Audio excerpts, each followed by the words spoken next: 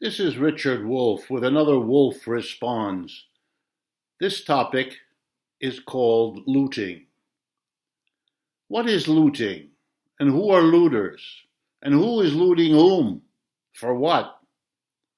Let's begin with where you ought to begin.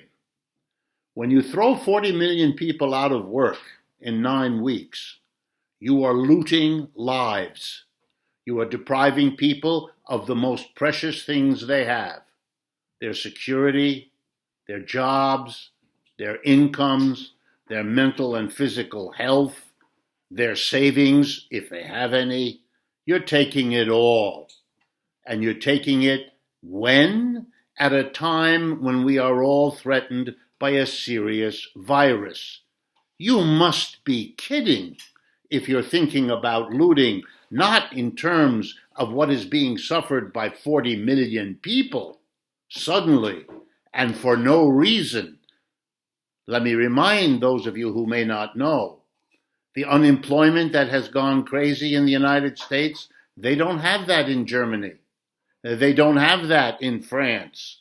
They don't have that in many European countries because there the bailouts governments gave to businesses had a condition attached to it. You can't fire anybody. You can't let them go. We'll help you pay the wages, but you cannot impose unemployment on millions of people because that is looting their lives. Compared to that, taking a television from a broken window in a storefront is nothing. It's tiny.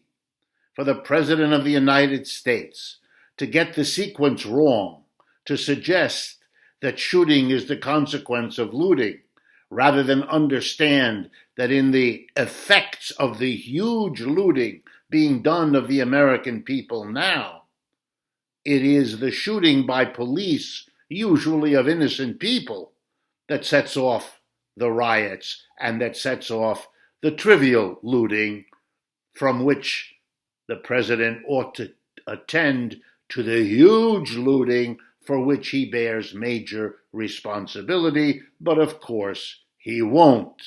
He cannot. He's shown us that over and over again. But the big looting doesn't stop with the 40 million who are unemployed. The big looting includes the 120 million who are still employed. That's right, their lives are being looted too, but it is happening in a bit more of slow motion. Here's how that works. If you have 40 million unemployed, especially under the conditions we have today, here's the truth. Many of the jobs that those unemployed people once had will not be available to them when they're ready to go back to work, whenever that is. That's because those businesses have been destroyed.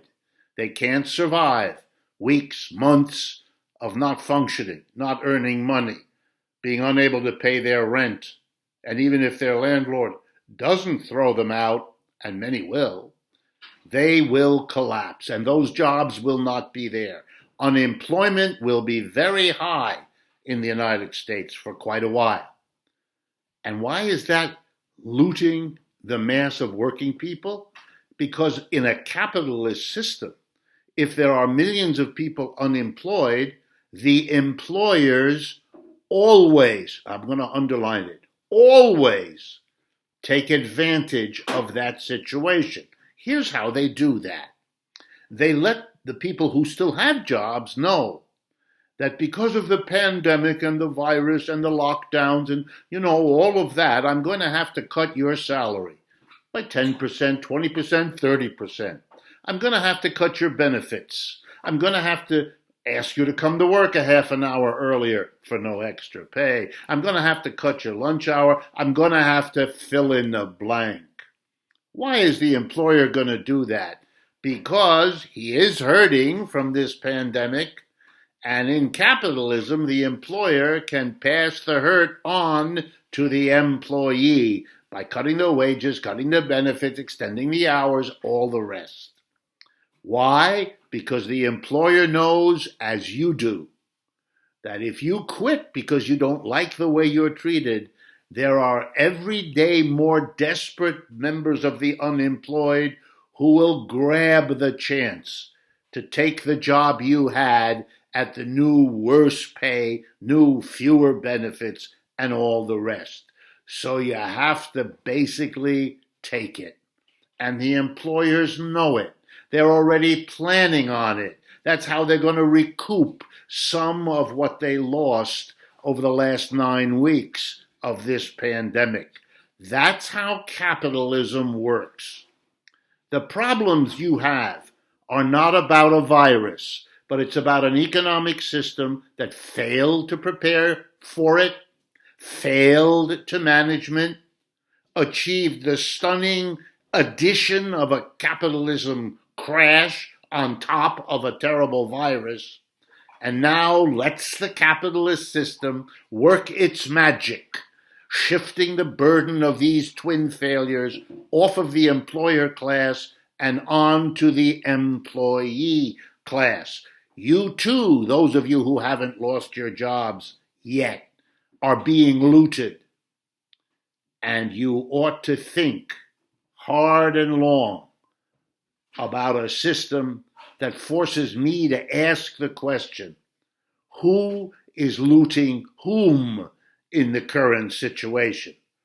What's portrayed in the mass media or what I've just tried to explain? This is Richard Wolff for Democracy at Work with another Wolff Responds.